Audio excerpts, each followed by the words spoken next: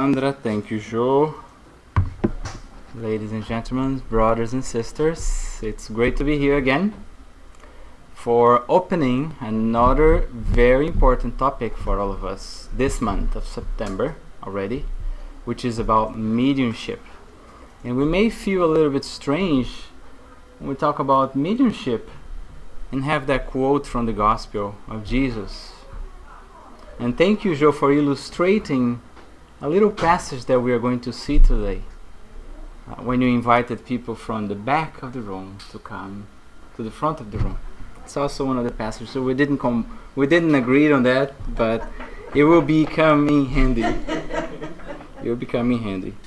So as Joe mentioned, this month we are studying this book from Chico Xavier and Emmanuel called Seara dos Médiuns, or in English, the Medium's Field.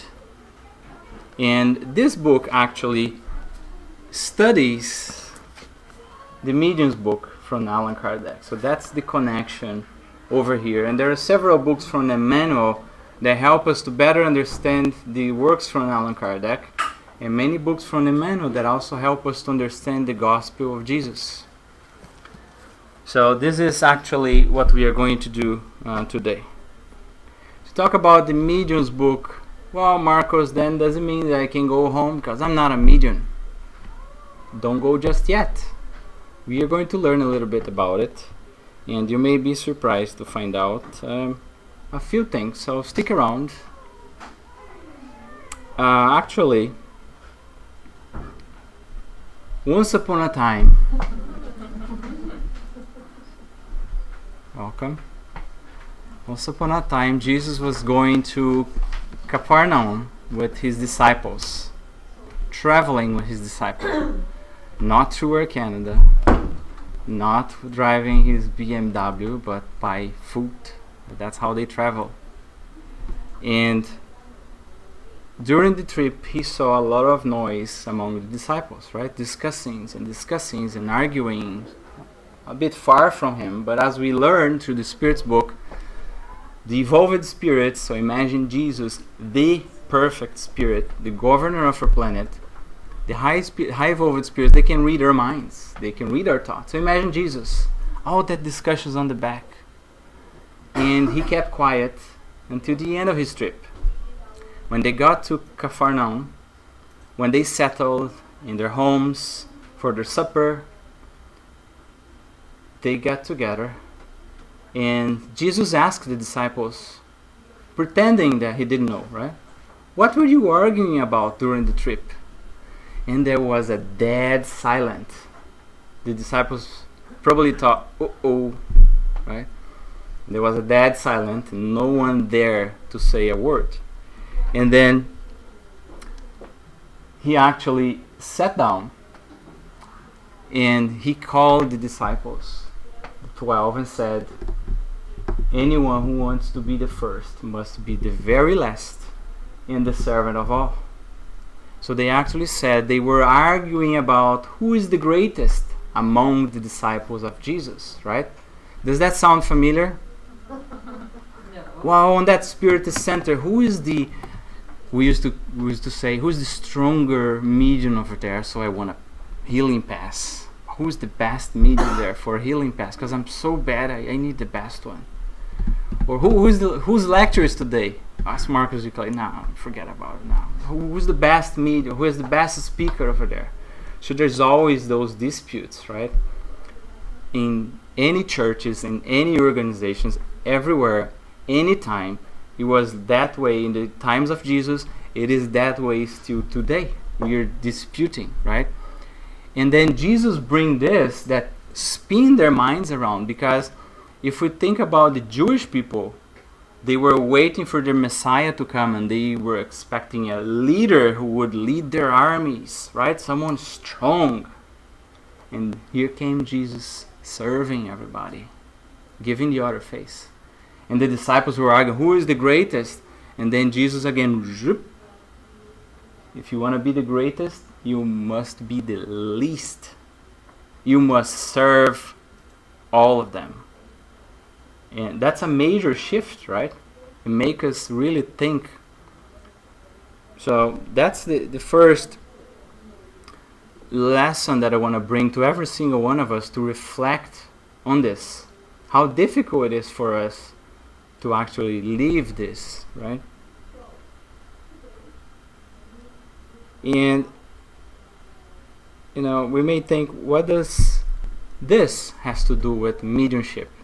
Right? Everything. Because there's no mediumship without service. It's like a synonym. Mediumship and service. Right? And Jesus exemplified that as the medium that we have, right? If there is a master, teacher, and professor of mediumship, it's Jesus. So he came teaching us. So that's why we brought this, because this is the core of mediumship for every single one of us. And again, we may be thinking, wow, Marcos, okay, I got it, but I'm still not a medium, so what's in it for me? So we even close the door so you don't go away, because there is something for you, right? There's something for you. So let's talk about that, because many people say, oh, I'm not a medium, right? So let's talk about this. What is really mediumship? And who were the mediums, right? We always think all mediums, Chico Xavier, or Divaldo Franco, or that person, but not me. All the healing, the mediums that are giving us the passes, they are mediums. I don't hear the spirits, I don't see the spirits. I'm not a medium. I have no mediumship whatsoever. I'm pure flesh. We have no senses beyond my 6 senses. That's actually not true. That's actually not true. Every single one of us, we are mediums. Because mediums are actually those who sense, perceive in one way or another, some in greater scale, other in very subtle way that we actually don't feel it very much. The presence, the influence of the spirits. This is what we have on the medium's book, on the spirits book, and all the books from Emmanuel as well. So we are all mediums. Emmanuel says that mediumship is an attribute of the spirit. It's part of the spirit. You can detach. And do we have spirit? No. We are spirits. We have a body that one day we will just put it away and move on. But we are spirits. Therefore, we all have this blessed capability called mediumship that allow us to interact with our discarnate brothers who are also spirits. The only difference between us is that we have a body to live in this planet, and they have a spiritual body who is not the same way. We can perceive them as we perceive each other over here, right? So that's on the book De Consoler, also from Emmanuel. So one of the references that we used over here. Okay, but I never heard about mediumship before. So maybe mediumship is something created by Spiritism. So Allan Kardec brought us mediumship, right? No.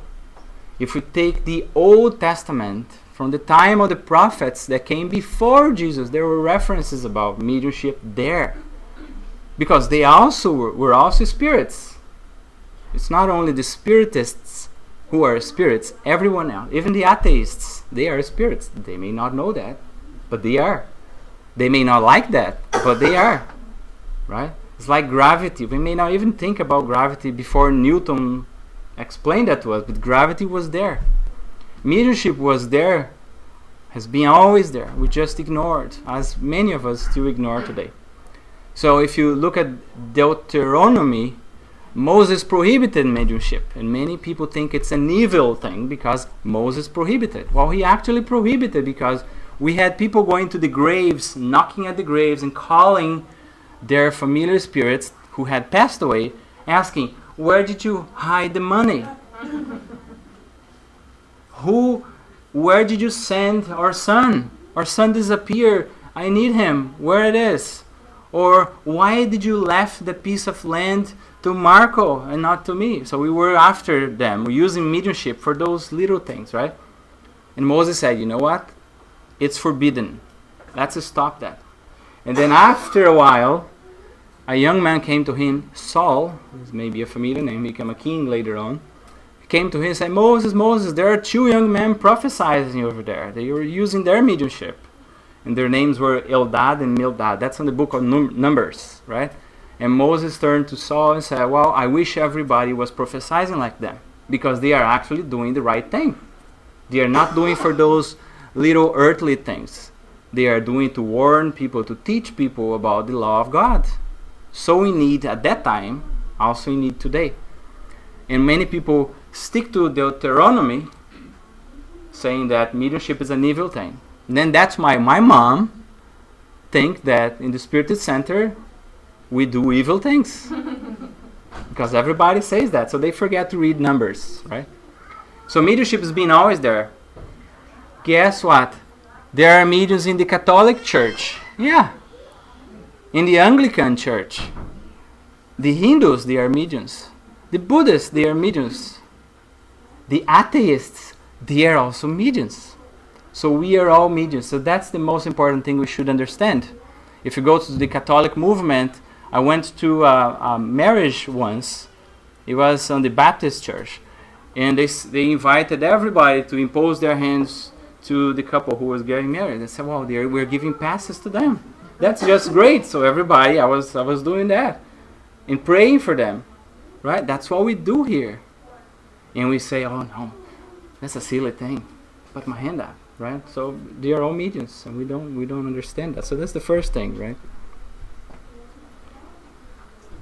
So there are mediums in all religions, not exclusive by Spiritism.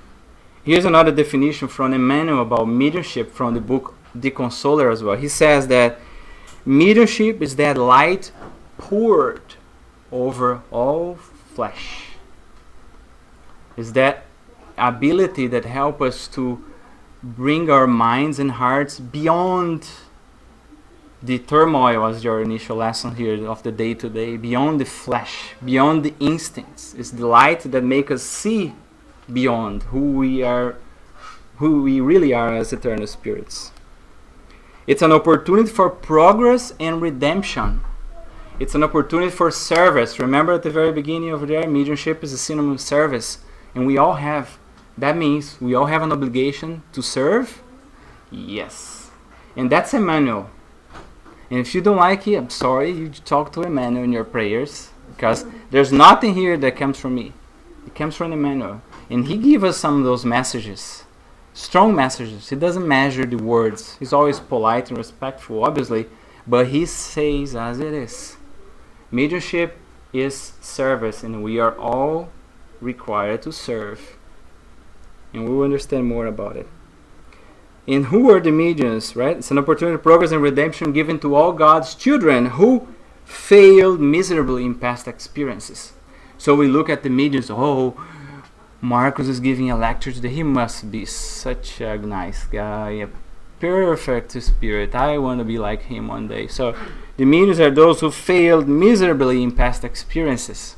So we are here today to try to get things done right, to try to amend what we have destroyed, to help each other, maybe people who we deviated from the right path, bring them to the right path now. We are here to fix ourselves and try to help others along the way. We mediums are not special beings. Again, all of you who are listening, and even those at the internet as well, we are all mediums, right? We are not special beings, special people. No. We are like anyone else in this planet. And we were all prepared to be here. We were all prepared to be here. So today we will talk about, some of the challenges that comes around mediumship, some of the pitfalls. We will also discuss about how can we prevent, how can we heal, right? If we are already in trouble, and if we are recognizing that, how do we heal? Or how do we prevent more trouble than we had already in life, in our spiritual life, which is our eternal life? So we'll talk about this, and we are going to do a lot of reference to Jesus. Because the best way, I don't know about you, but at least for me, the best way for me to learn is to receive the same lessons, repeating until I learn. And you're going to see a few different passages from Jesus here, aligned with the very same topic as we saw at the very beginning, right? And then we feel, but that again. But why is that? It's because we don't learn, because it's difficult. And 2,000 years after we heard all that, we still didn't learn. We were still trying, right? So repetition, it is a good thing. It is a good thing. Okay. Now, as I said, we were all prepared for this. There's a book called The Messengers. And in the spiritual cities, yes, there are spiritual cities. If it's the first time you are hearing something about Spiritism, it may be a bit difficult to understand. That's why I encourage you to go to the Spirits book. But there are spiritual cities where spirits like us get prepared for decades and decades and decades to learn, to gain the strength and self-confidence to be here like every single one of us are today, right? So we were all prepared. Well, how about those in the Catholic Church? Same thing. Maybe we were there together. Well, how about the atheists? They don't even believe in God. Well, we were prepared as well. Every single one reincarnate. There's a huge preparation, a huge planning behind it. And that's why we are required to do something with the time that we all have. We are not here to become rich and famous or enjoy a vacation on earth. We are here to improve ourselves and to serve, right? So we have been prepared to come here and to be, as Paul says, the living letters of Christ. Because it's pretty easy for us to come here and prepare a lecture and go back home. It's very easy. I feel like a parrot here just talking about it. But what is really required is not this. It's to go out there on that turmoil every day with that boss, with that husband, with that wife, with that neighbor, with that son, with that parents, and practice what we learned from Jesus. That's what is really required, right? So we have been prepared for that. Is that easy? No, it is not easy. Remember when Jesus spoke about the narrow door, right? It is difficult. It's narrow because very few people will go through it, because we don't want that kind of trouble. We don't want to sacrifice our vices. We don't want to sacrifice our tendencies, our pride. We want to be the first always. We want an easy thing. We want people to serve us. We don't want to be served. That's the narrow door. The open, wide door is the door of the easy things, right? The door of laziness, the door of materialism. Everybody's going that way. The door of violence, the door of intolerance, right? And we even educate our children. If you hear something at school, make sure you teach the other children a lesson and don't come back home with a bruise in your eye, right? Unfortunately, many of us still have that mindset. Instead of, you know what, forgive, let it go and walk away. Forget about it, right? It's still difficult for us. It's very difficult to us. So this is to illustrate for us the field of mediumship and some of the challenges that comes with it. I'm being very careful not to sound negative, because as I said, it is a blessing opportunity for us to amend, to start again. And that's why we have the forgiveness of the past. So we don't remember what happened. We start anew, right? It's very, very important for us. So we actually are going to talk about two main things. The two major challenges that we often fall into it, but also can act as a warning for all of us, right? Really two main things. And I'm going to try to illustrate that as best as possible. Paul actually told us exactly this. The challenge of the narrow door is that people won't actually understand us. They won't necessarily agree with us. And I have my own personal stories with my own friends, right? Because we all have, if you look at the story of Paul, it's the story of every single one of us who one day in our timeline of our lives, we encountered Jesus. We met Jesus in one way or another. And that time is the invitation for us to transform ourselves. So that actually happened to me. And I started to desire to change myself. I started to desire to leave my old habits behind.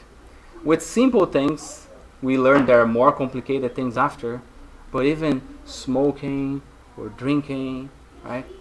So even with those things, when you try to leave behind, people around you don't understand. They criticize. They miss you, right? The gossiping and that criticism to destroy, they miss you there. And you say, you know what, I have to go. You say, what's going on with Marcio? We used to laugh at that person, and that person now he doesn't want to talk about that anymore. What's going on? Well, I think he's going to the church. He may be one of those guys right now. Maybe his wife is, right? So people start criticizing. And that happened to me. Right? That happened to me. That happened with Paul. He was persecuting Christians, and all of a sudden he became a Christian, one of the most influential Christians. And his friends say, have you gone mad? What's wrong about you? And they stone him, and they put him away, and they throw him at the jail. And he says to the Galatians, right?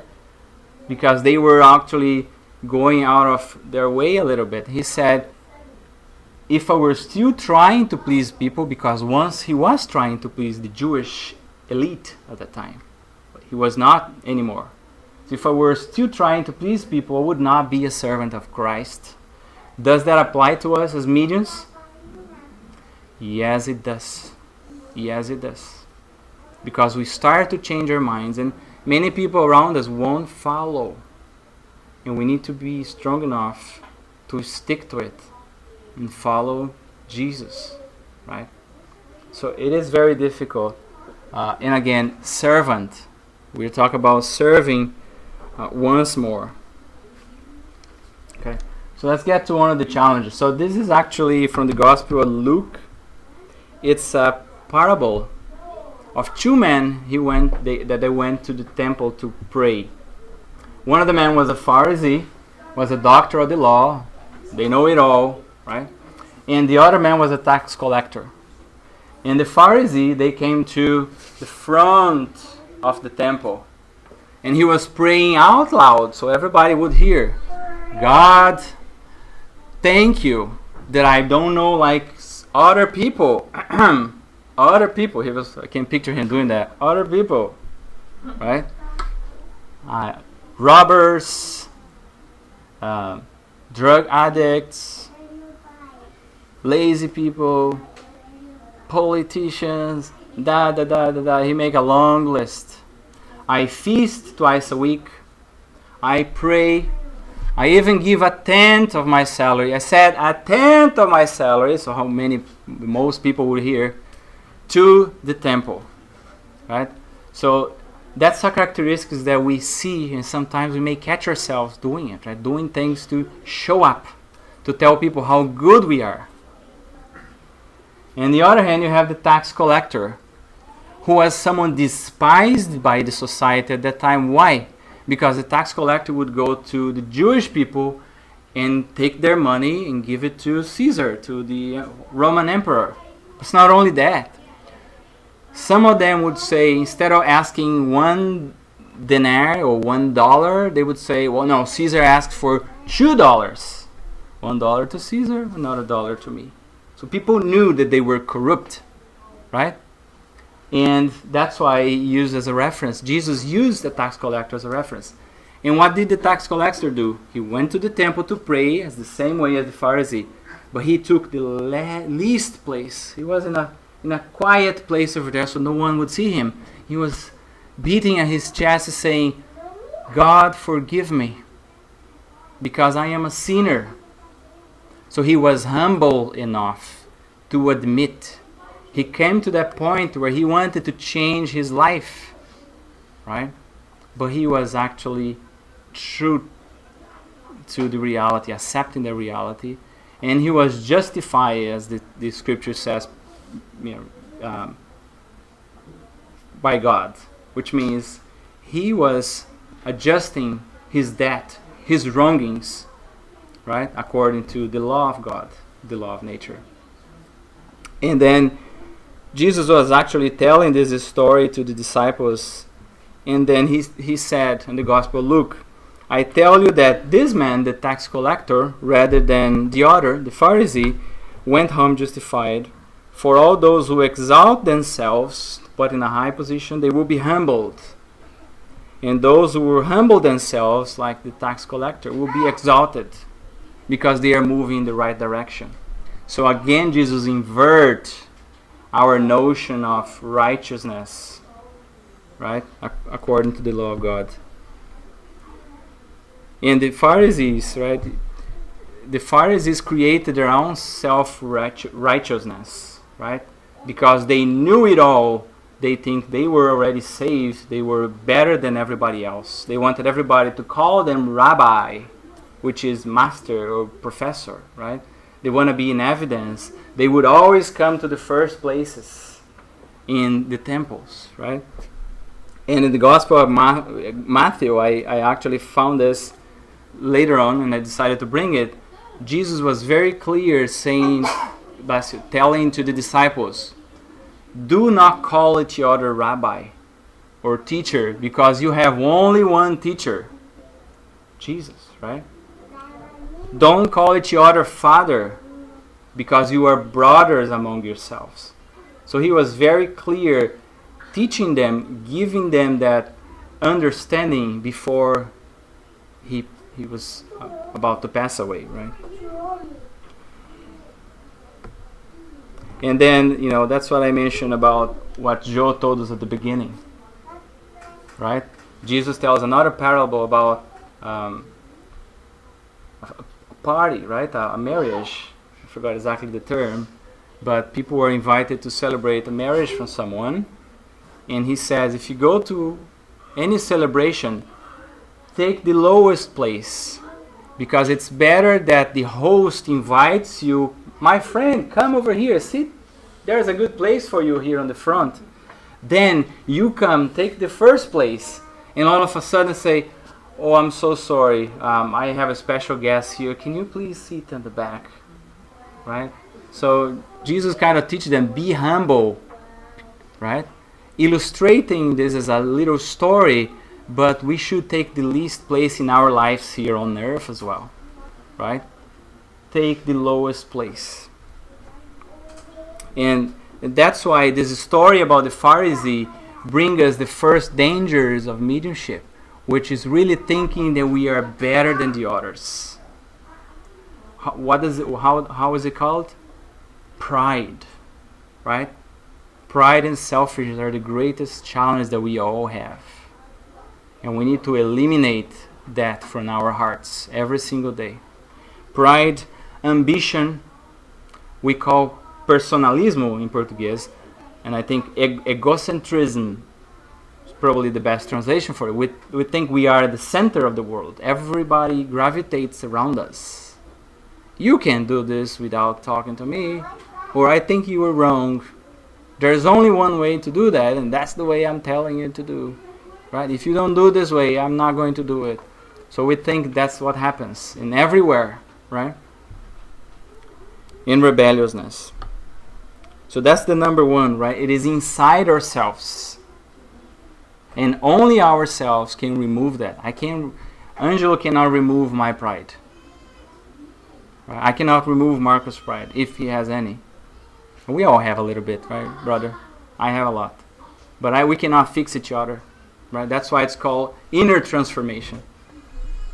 And then from the book The Messenger as well, there are two stories. I'm rushed through it very quickly, from Nacelino and Otávio. They were mediums reincarnated in Brazil.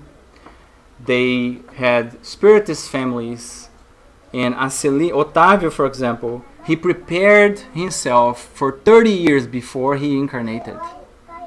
And he came to a Spiritist center brought by his family because he started to experience mediumistic phenomena. He used to see and hear, right? But he refused to trust his friends. He refused to trust his protector spirit. And he thought he was hallucinating, right?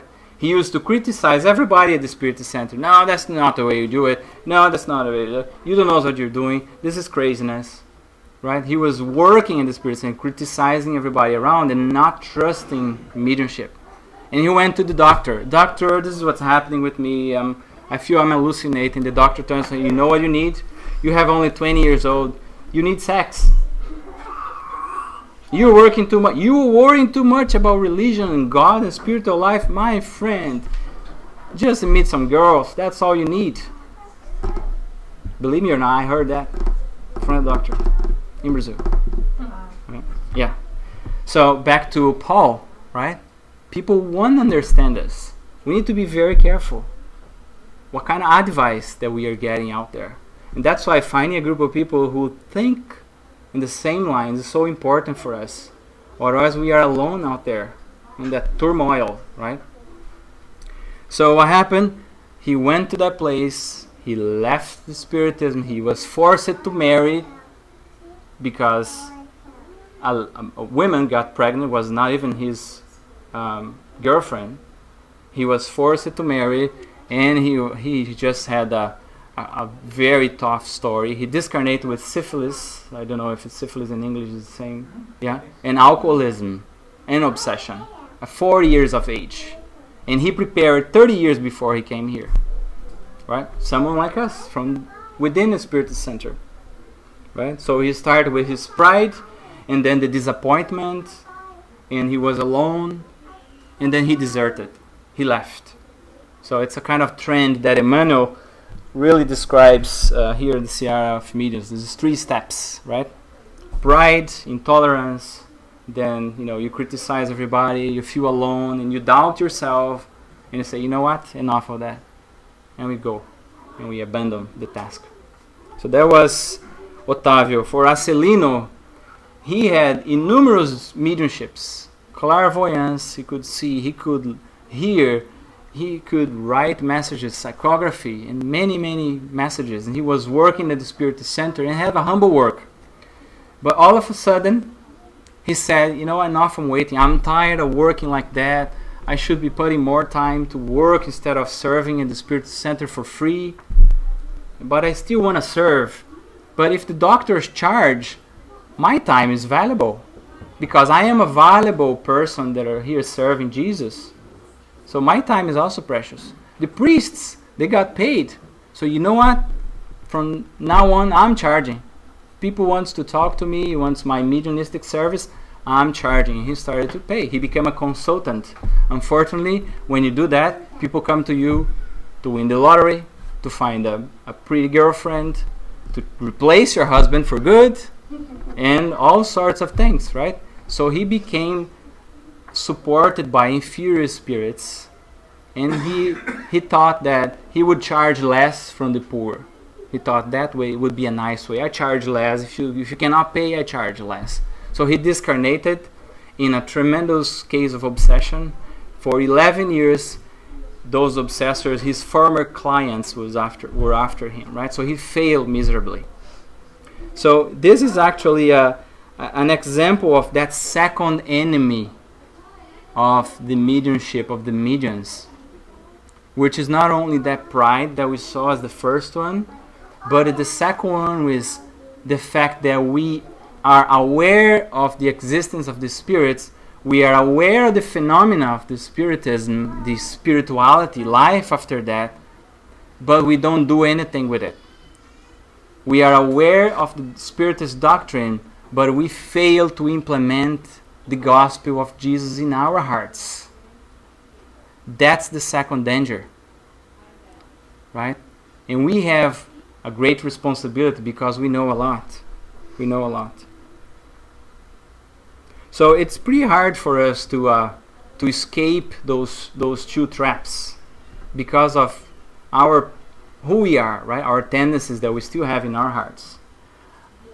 Not even mentioning the expectations of the world out there, right? If we think about our jobs, you gotta be number one.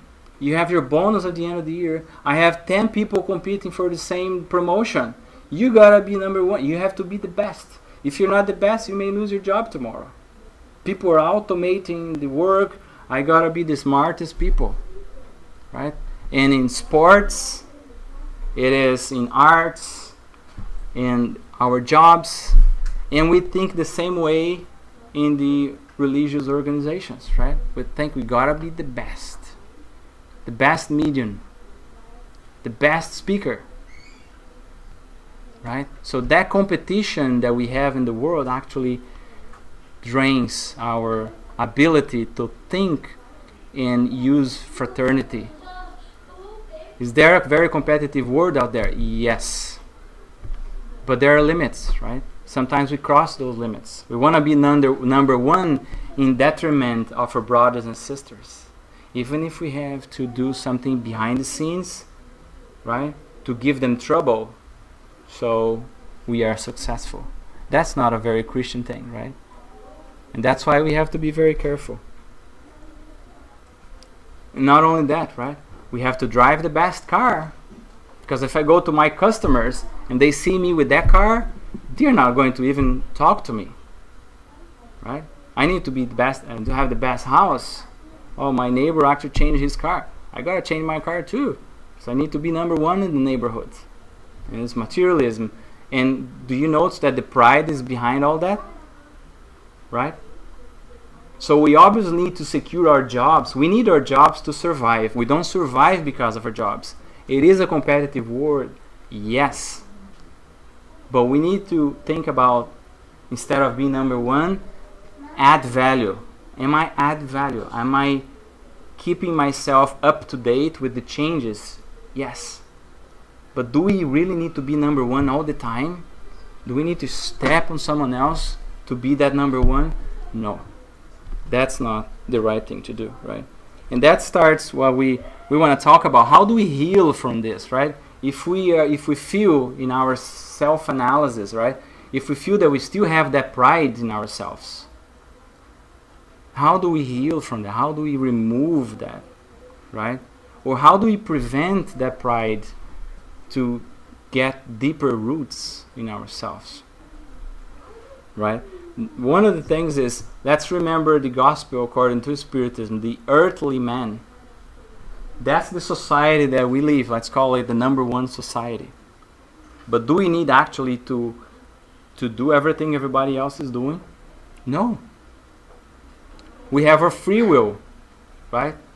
So we can, not necessarily we should. We have been probably doing that for millenniums, right? Now it's our call. It's probably one of our last chances, if not the last chance, to change and to be ready for the new world that is coming up. A world of regeneration, a transformed planet Earth. It is very close. Are we going to be prepared? Or are we going to continue to stick to our vices and to our habits with the conventionalism of this world, right? So Gospel according to Spiritism, chapter 17, I think 10, very interesting reading. And it says, we don't need to live a mystical life, right? We don't need to abandon our work, to stop watching movies, or to leave your girlfriend or your boyfriend, or forget about sex in life, right? It's all about balance. Have a purpose in life, and our purpose in this life is not a material objective. It's a spiritual objective. To improve ourselves, to help each other, right? So we live in this world, but not necessarily we need to do everything. And this is what Paul also says to the Corinthians, right? Because the Corinthians extrapolate the notion of free will.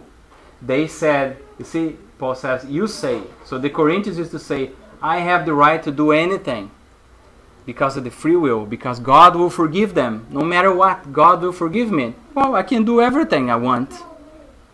And Paul called their attention. Well, I have to do the right thing you say. It was their motto, their theme over there. And Paul says, but not everything is beneficial. So free will with Jesus is not to do anything you want. It's to do what you need to do.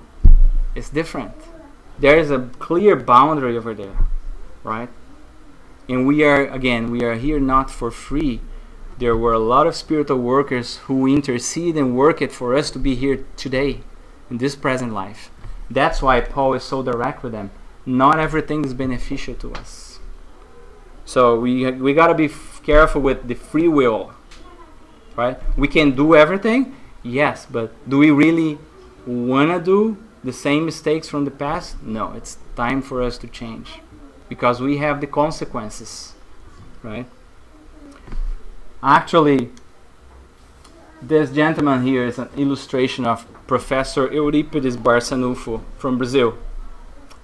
And Professor was a master educator in Brazil, and he had all kinds of mediumistic abilities, all kinds of mediumships as well. One day he was at night at his home, and he detached himself from his body, right? He felt himself being called by a strange force. He couldn't resist. And he started to feel a peace and a calm that he couldn't describe. He had never felt that before. And he saw himself in a place, in a kind of beautiful garden, with a very refreshing wind and a feeling of peace that he never experienced. And at the very end, he noticed a man. And he felt compelled to go in the direction of that man. But at one point, he got stuck. He recognized it was Jesus. And that was a story that he never told no one. So he couldn't move forward because he felt like an intruder. He couldn't go back. He was shaking. He didn't know what to do. And he started to think and remember of all the suffering from Jesus and all his beautiful teachings and all the sacrifice that he had, all the beautiful praise that Jesus received on arts and this history, and also all the criticism and misunderstanding that Jesus was actually involved by us human beings. And he started to cry and cry and cry. And all of a sudden he noticed that Jesus was also crying. And when he had enough courage to look at Jesus, he noticed that he was also crying. And he couldn't resist. He said, "Master, why are you crying?" And Jesus didn't reply. And he thought, well, maybe he didn't listen to me. He said, "Master, why are you crying? Are you crying for those who still don't know your gospel on earth?" And finally Jesus looked up, looked at him, and with an undescribable sweet voice, he said, "No, my son, I don't cry for those who do not know the gospel yet, although they deserve our compassion and our service. But I cry for those who know the gospel and still don't live in their hearts." And Professor describes that he fell into the darkness and spinning in a pain indescribable and wake up again on his body. And from that day on, he sacrificed every single moment in his life to the poor, to the sick, to the education of people until the day he passed away. And he never told us, and this was actually a book from Chico Xavier and I forgot, Cornélio Pires, A Vida Escreve is the name of the book. Right? So he never opened his mouth, obviously.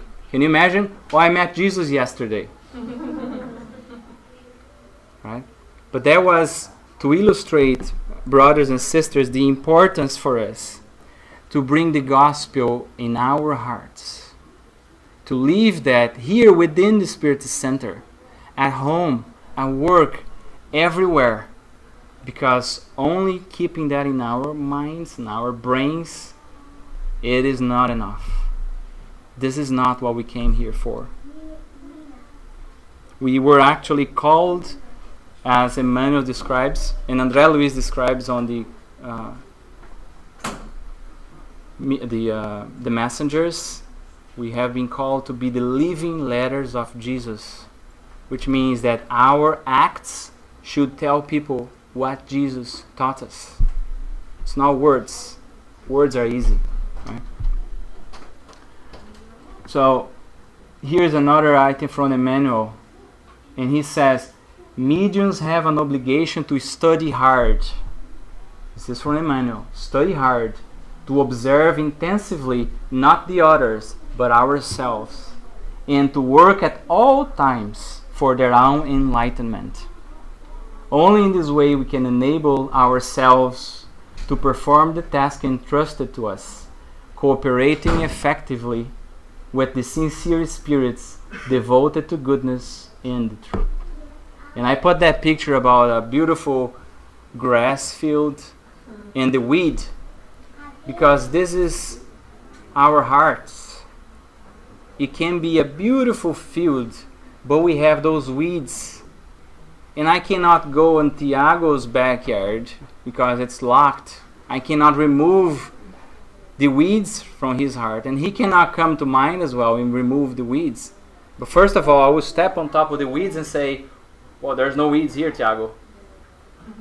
Right? We refuse to accept that, yes, there's pride, yes, there's laziness, yes, there's criticism, yes, there is gossip, and you name it.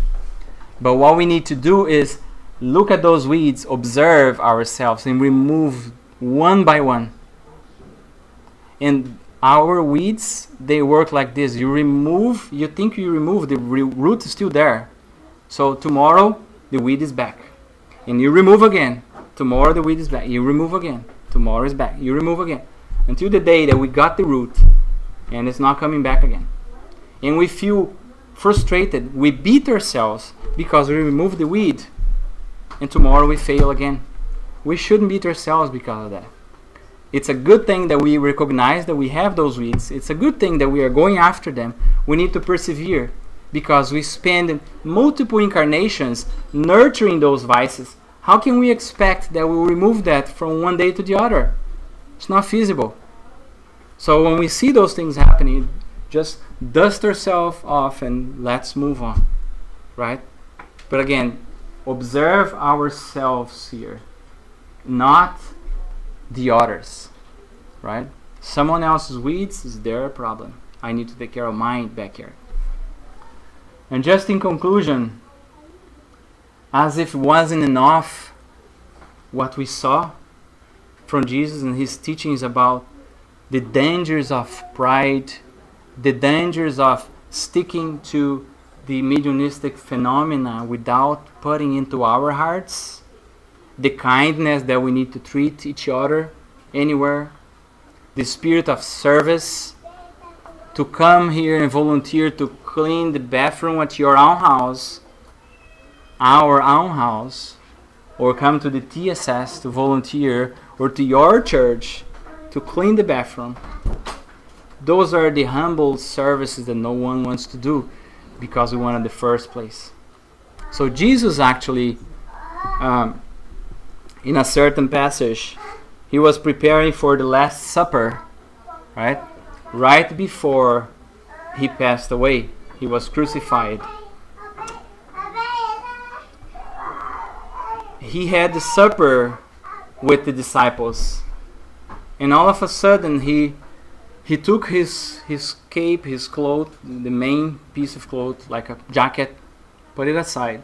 He took a piece of towel or something, put in his body, and took a bowl of water and came down to wash the feet of the disciples. Who heard that passage before? Right? And why did he do that? Because it was part of the culture at that time that the host of a party would have a slave washing someone's feet. If I were hosting a party, I wouldn't. I would call a slave. And I would call a Gentile slave, because a Jewish slave couldn't do that. It was too much humiliating for a Jewish slave. So I need to have a Gentile slave who were non-Jewish to clean people's feet. Why clean people's feet? Well, because they didn't wear socks and shoes like us, right? They used sandals, or they used to walk barefoot in their travels. Imagine walking kilometers and miles, days, right? Or maybe if you're visiting someone for an event, you walk a couple hours, right, on the dust, sweat, water, things you step on on the road, so your feet is smelly, right? Not very pleasant, dirty, filthy. So you clean your feet, you clean your hands, and the slave would do it. So picture this. Jesus just had the dinner with them, and he actually grabbed and said, I'm going to wash your feet. And the disciples left Jesus to wash their feet, having no clue what he was doing. Has he gone mad? Until they got to Peter. Peter was always that one speaking up. I said, no. You are not going to wash my feet. Are you mad? Because Peter knew, right? How he could have his master washing his feet? No. And Jesus said, well, you don't understand what I'm doing just yet. But if you don't let me bless you, if you don't let me wash your feet, you have no part with me. You have no relationship with me whatsoever. And then Peter said, okay, you can wash my hands, my feet, my head, wash whatever you want. That's the way it's written, right? And Jesus washed everybody's feet. Again, it was a work for a non-Jewish slave. Can we go lower than this in this social environment? You can't. That's the lowest place, right? And they didn't know what he was doing until he said to them, right? You call me teacher and Lord, and rightly so, for that is what I am. Now that I, your Lord and teacher, have washed your feet, you also should wash one another's feet. So if the highest person in an organization do something, who are we to say, I'm not going to do it? Isn't he wise and smart in sacrificing himself to the lowest points to teach us?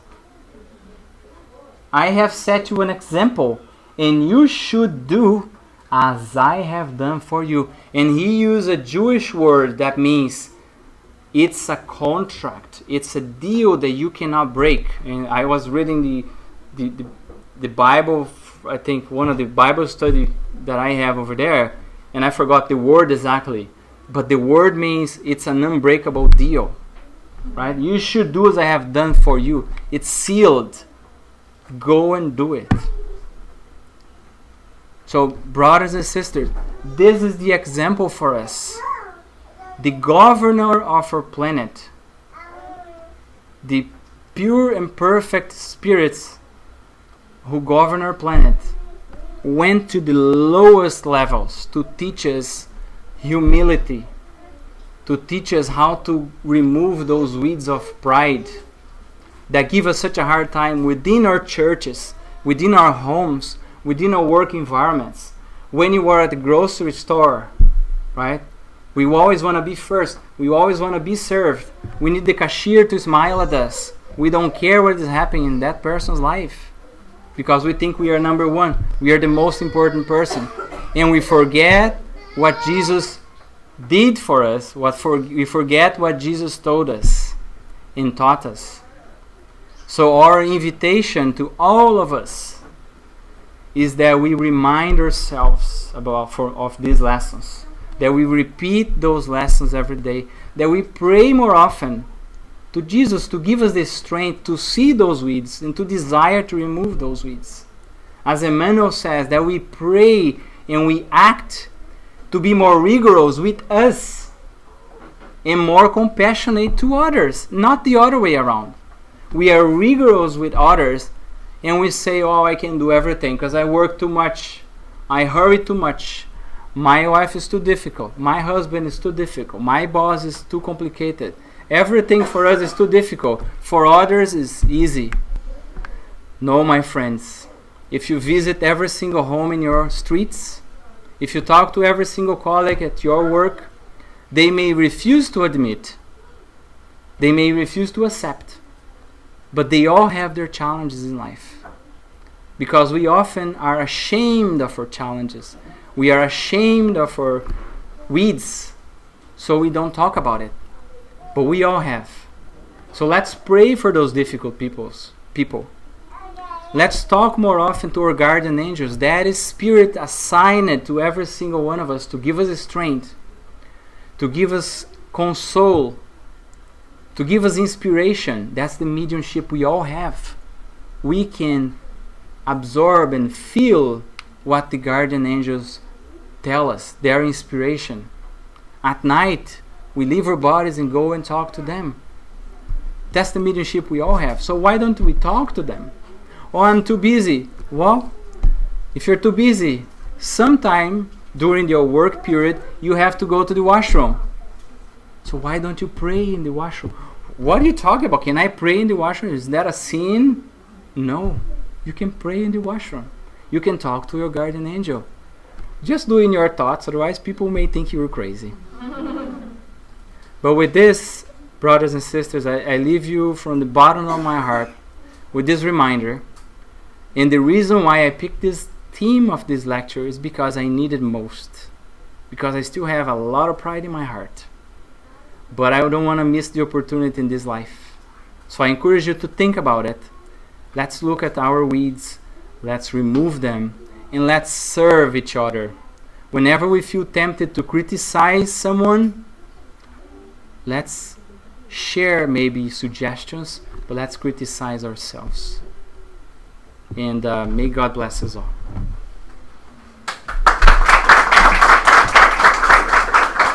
Thank you, Marcos. I think we have a few minutes for questions. And here's always interesting. Everybody jumps up, and there's so many questions that we can't take them all. One at a time. And this is where I come in, and I always have a question. So come closer so people or brothers there can see you. So one of the slides was from Paul, and he was saying that we can do it whatever we want, but not everything is beneficial to us, which is very true. The hard part is that we have a cunning ability to find right in every one of our wrongs. There's always a good reason why we have to stray. Right? Even some of the worst evil that have been imposed upon humanity, the person or persons doing them have always a good reason for doing that evil. So the question I have for you is, as Spiritists, what do we measure against? What is the definition or the baseline that tells us what is beneficial and what is just fooling ourselves that this is the right thing to do? We cannot answer that without reminding the golden rule that Jesus left to us, right? Do unto others what you want others to do unto you. So picture yourself doing what you think you are planning to do to yourself. How would we feel about it? Would we feel happy that someone is doing like that? Would we feel happy that someone is criticizing you like that? No, I wouldn't feel very well, so better not to do it. I think that's the key word, right? Put yourself in someone else's shoes. We often have to share feedback. We often learn a few things. So we often disagree with each other. But there are ways to do that with fraternity and love, or there are ways to do it looking down with pride. That never works, right? So I think, Joe, the answer is put ourselves into other people's shoes. Any comments? Any questions? Yes, Angela. Why is it so hard for us to do what we say? Because of the weeds. Yeah. We are so attached, right? We like it. We have done for centuries. I can say one side. This lady, she has a 22-year-old boy, and she was saying that his son was after him. Did I say anything wrong to that person because she's mad or she's mad? He said, don't worry about it. Before you say anything, say it to yourself. If you feel hurt, say it. If it's okay for you, then say it. That's so true. It's okay. Maybe that's just not true. Now the question, your original question, why do we keep doing things wrong? That we know that's wrong. Forget the ones that we fool ourselves believing it's not wrong. But there are many things that we do that we know it's wrong and we keep doing it. And obviously there's many reasons, but typically it comes down to A, that thing is bringing pleasure to us at some level. It could be a sick pleasure, but nevertheless it is a pleasure. Be it through drugs or behavior, we somehow feel good about doing it, even though it is wrong. The other reason is because it is the easy thing to do. It is the easy path. The virtuous path is always harder. Narrow door. Right? It's narrower, it's more steep, it requires effort for us. Sometimes to do the wrong thing, it's very easy. To just go and do what others are doing, knowing that they're wrong, it's easier than standing up to them and telling them that what they're doing is wrong. And once you go to that path, the return is very difficult, very arduous. And it takes a lot of discipline in our heart to recognize A, that we made a mistake, and B, that we have to go all the way back and start over. Once I became a spiritist, let's say 10 years ago, I think I'm feeling more than I used to. I doubt that. I think you're just recognizing your failures that you did not recognize before. That's what the first step, and this is true even when we're trying to deal with addictions. The first step is to recognize that we're doing wrong. Mm-hmm. Until we have the ability to go outside ourselves, look at us and says, "Jo, you idiot, you keep doing this thing wrong," you're not going to change. Right? So being Spiritist brings us, as you were saying, the gospel brings us the direction. And then we finally realize how far from it we really are in the things we do. And more importantly, in the things that we don't do. Mm-hmm. Remember the questions on the Spirit's book, the 919, that says, what is the best way for us to improve? Right? It's know thyself. That's what Socrates says, right? Because if you don't see those weeds, those vices, we can fight against them, right? So the first thing is to acknowledge that, yes, I do have those things. Now how do I get rid of them? And that takes perseverance. It's not going to happen one day. Because we acquire those vices and habits as if we go to, a major warehouse and we buy in loads, right? And then when we are trying to get rid of them, it's one by one. It's brick by brick. It's packaged unit by unit, right? As if you buy something from Costco and we put it to sell here at the TSS one by one. It's easy to buy, but to sell, it's pretty hard, right? Yes. How we can do lowest job or keeping the lowest place in our daily life? I think there's nothing better than reminding that the most evolved spirit that was ever on earth did that, and he was happy that he did it. He was still the highest spirit. He didn't lost a part of him for that. And I think we can expect to be in a position higher than that. I think he exemplified it to the point that we should feel good in doing that. And we should understand that we are not less of ourselves because of we are doing that. Right? It's really looking at the examples around and say it's okay to do it. And again, remember Paul of Tarsus. People will look at you and say, you are doing this? You? And that is okay. Remember Paul? if I am expecting to please people, I'm not serving Jesus. What did they tell Jesus? Are you the king of the Jews? You are a lunatic. Right? They spit on his face, they beat him. We were probably around that area. So he was killed. Right? So he went through all that. Do we think we should expect to serve others and people will understand us and say, well, very good, you are not going to the park with us because you are going to the TSS to clean the washroom? Yeah, you were very good by doing that. They are not going to understand that.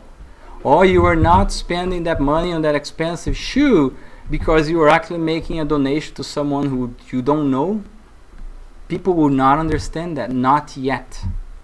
Not yet. So I think, Alessandra, that's from me, is really looking at those who really matter for us to understand what they would think. Right? We need to be very careful. We are often concerned about what my boss will think, what my mom and dad will think, what my neighbor will think. We should really care about what Jesus would think. Right? And I have a little trick myself. And I think if Jesus was here with me doing this, would he do that with me? No. Okay, Marcos, that's better not to do it. If Jesus was here with me doing this, would he do it? Yes. So go and do it and ignore everybody else. Because that was the same story with every single one of his prophets or emissaries who wanted to do the right thing. The humanity could not understand them. Humanity still do not understand Jesus. It will take a little bit longer. So the recipe is, think that he is with you. And if the answer is that yes, he would do it, just go and do it. And it's the narrow door. It is difficult. It's not easy.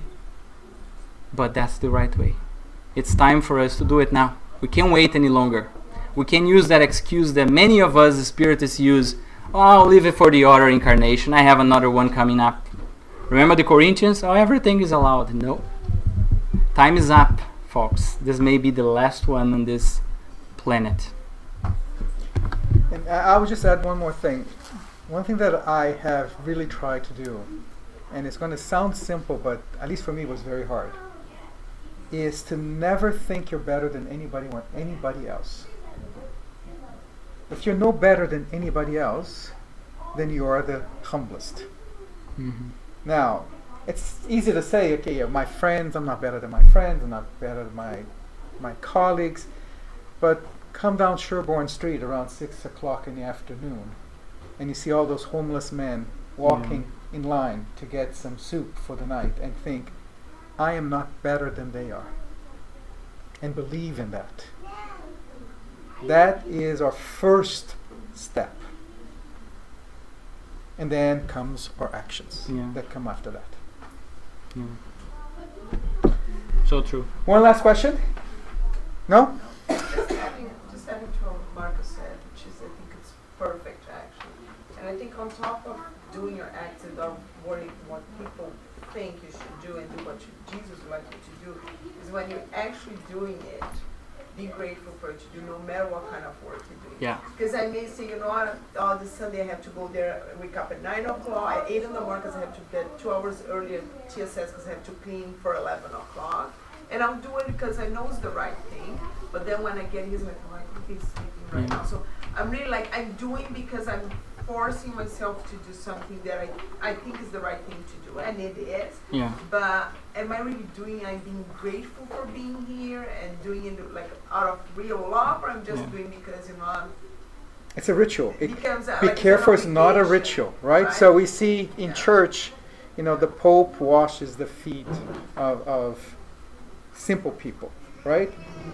I like to believe that he is really humbling himself, but it's just as easy for that Pope to be just going through a ritual and leave there and wash his knees and clean his hands and then go on doing what he did because he did that ritual. We do this ourselves. We do things because we think that we need to do that. We need to do things because we know it's the right thing to do. There's a big difference there. Yeah, be grateful for the moment, no matter what kind of a job you do, if it's small, it's big, medium, doesn't matter. Do with love, because then it goes to what Deval, I think it was Deval who said Let's about think when about he that. was doing the charity, and then all of a sudden she goes, oh, I'm so tired. Well, then you should stop, because clearly you're not doing it for the right mind. Yeah. You're doing because, yeah, it's the right thing to do, but her mind is not in the right It's mind. not on her heart. Exactly. It's in her mind, but not on her heart. So that's absolutely. So this is a good time for us, with that thought, keep it in your mind, and we're going to have our passes now. We'll invite the children back, and then I will have short announcements, and that will be it. Call the kids